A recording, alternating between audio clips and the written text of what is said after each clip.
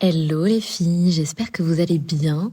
On se retrouve aujourd'hui pour un nouvel épisode solo. J'ai cru comprendre que vous adoriez ce format-là, donc je vais essayer d'en faire un petit peu plus souvent. Je vais vous parler aujourd'hui de ce moment que je traverse. J'en ai parlé, on est en hypercroissance depuis quelques années et là on se retrouve à devoir scaler l'entreprise un petit peu plus tôt que prévu, mais je vais tout vous raconter. Du coup, c'est vrai que c'est un moment assez étrange, c'est très inconfortable. Vraiment. Ça peut faire rêver de l'extérieur, mais c'est très inconfortable et c'est aussi hyper puissant. C'est vraiment ce moment où tout arrive en même temps. Et très clairement, je pense que je me demande tous les jours si je vais tenir le coup. A priori, j'ai appris ça il y a quelques jours, qu'on appelle ça la vallée de la mort. Ce passage-là où ton business grandit tellement vite qu'il te dépasse. Et c'est vrai que c'est un truc assez dingue. Parce que quand on regarde un petit peu le parcours, c'est vrai qu'il y a quelques années à peine, j'étais seule dans mon salon avec un micro. Et aujourd'hui, on a une entreprise qui a vraiment beaucoup grandi. Je dirige une équipe, je construis un écosystème complet, on lance des programmes, des challenges, des marques. Mais ce que je vis là, je l'avais pas vraiment prévu. Parce que c'est un peu comme une montée à 3000 mètres, sans oxygène et sans carte. Parce que tout arrive vraiment en même temps. Tu dois recruter vite, mais bien. Tu dois faire rentrer du cash, mais sans trop t'épuiser. Tu dois structurer tout en restant créative. Et tu sens que t'as vraiment pas le droit à l'erreur parce que tu portes plus juste un projet toute seule, tranquillement. Tu portes toute une équipe. Tu portes aussi des élèves, des clientes qui ont des parcours, qui doivent obtenir les meilleurs résultats possibles. Donc c'est ça que tu portes aujourd'hui. Et c'est vrai que quand tu prends conscience de ça, parce que t'as pas forcément le temps de faire cet exercice de prendre conscience, tu te dis, oula, oui, c'est vrai que je suis plus toute seule avec mon petit podcast. Il y a beaucoup de monde derrière. Et c'est vrai que c'est pas rien de réaliser ça. C'est fou parce que de l'extérieur, tout le monde me dit bravo, c'est incroyable, c'est génial, ce que tu as réussi à faire, etc. Mais à l'intérieur, je pense que vous n'imaginez même pas ce qu'il se passe, que ce soit à l'intérieur de moi ou à l'intérieur tout simplement de l'entreprise. En fait, on fait tout pour tenir la baraque, même si ça tient. Mais c'est vrai que tu dois gérer des départs, des recrutements, des émotions, des bugs, des imprévus.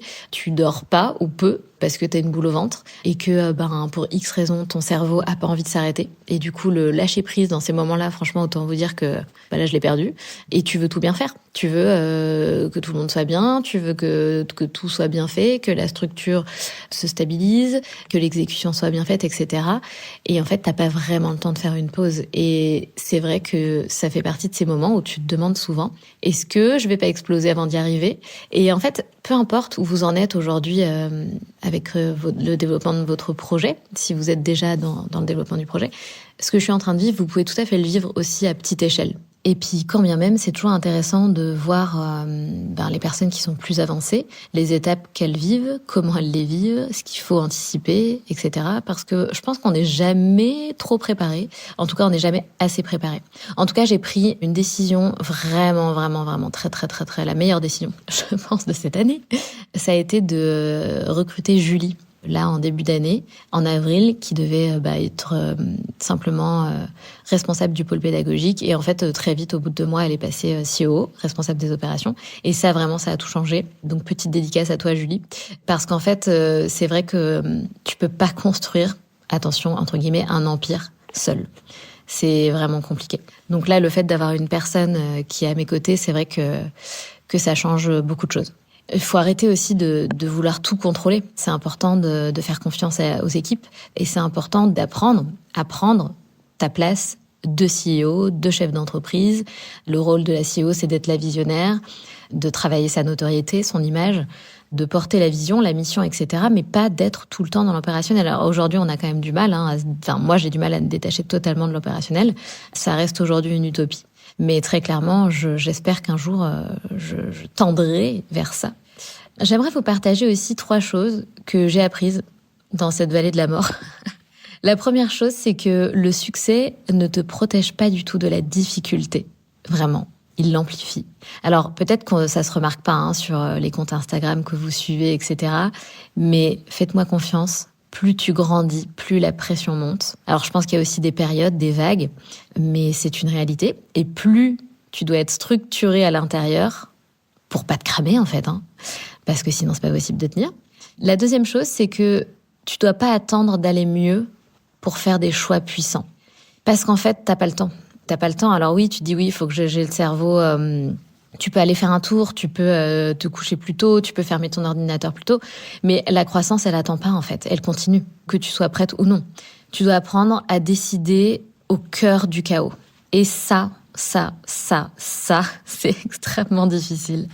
Mais c'est de l'entraînement. Là, j'ai l'impression de faire un entraînement intensif pour pouvoir avoir les épaules pour ce qui arrive, en fait. Je pense que c'est ça, en fait, très clairement. Scaler une boîte, c'est se préparer à la suite.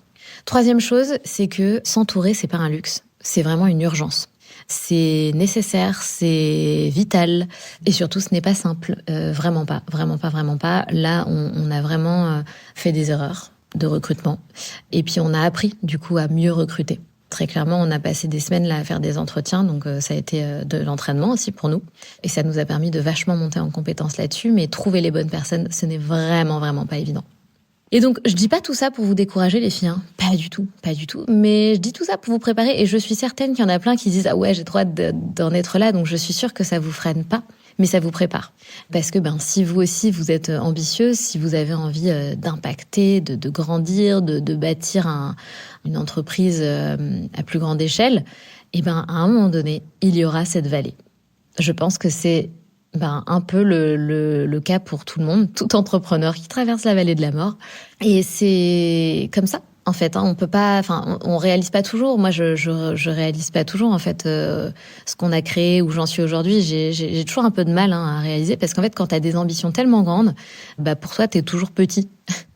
Donc, c'est bien, parce que ça te tire toujours vers le plus, vers le haut, etc. Mais du coup, un peu de mal toujours à réaliser et me dire, ok, mais est-ce que tu peux juste prendre conscience là, tout de suite, maintenant, de ce que t'as créé, s'il te plaît? Donc, j'essaie de faire de cet exercice. Je suis pas très fan de cet exercice parce que j'ai envie de continuer à m'auto-tirer vers le haut pour aller là où je veux aller. C'est bien, je prends le temps quand même de me célébrer, de réaliser, mais je ne perds pas de vue ma vision et mes objectifs. En tout cas, la bonne nouvelle, c'est que c'est comme ça. Et c'est quelque chose qui se traverse. Même si c'est pas simple, même si ça te demande de l'effort, etc., c'est quelque chose qui se traverse. Et de l'autre côté, je pense qu'il y a autre chose qui nous attend. Une autre version de nous-mêmes encore plus solide, encore plus alignée, encore plus grande, encore plus puissante. Enfin, je pense qu'il y a vraiment autre chose et je vous en parlerai une fois que nous aurons traversé cette vallée.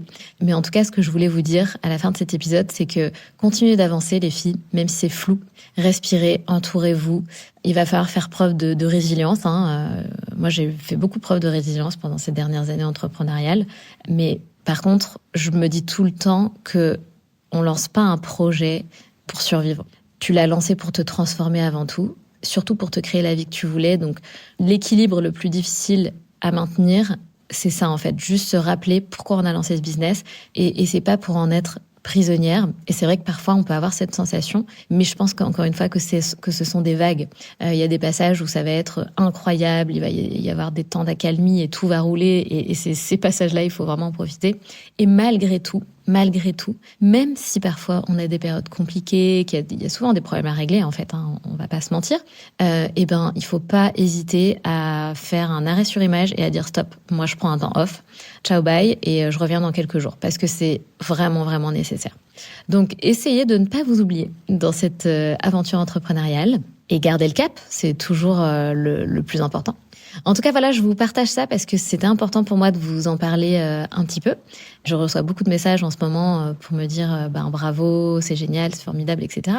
Mais je veux quand même vous partager la vérité. Parce que oui, évidemment que c'est génial, évidemment que c'est extraordinaire ce qu'on est en train de vivre, évidemment qu'il y a des projets de dingue qu'on est en train de développer, évidemment que ça l'est, évidemment que c'est une histoire de fou qu'on est en train de vivre, que l'aventure est dingue. Mais n'oubliez pas qu'il y a aussi l'autre côté que vous ne voyez pas forcément et qu'on est en train de traverser.